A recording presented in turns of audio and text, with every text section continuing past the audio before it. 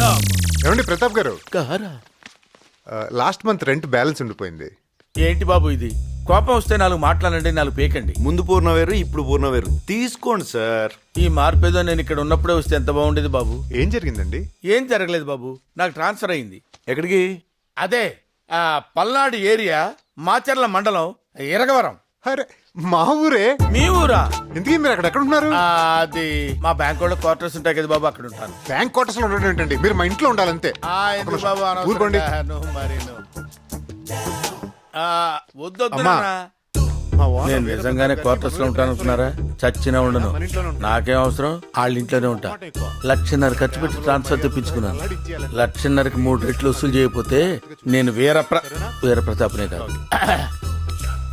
మీరు మా ఇంట్లోనే ఉంటున్నారు అంతే. అలాగే బాబు, నువ్వు మరింత గట్టిగా చెప్పి అమ్మను ఒప్పించిన తర్వాత నేను వేరే చోట ఎందుకుంటాను. తప్పకుండా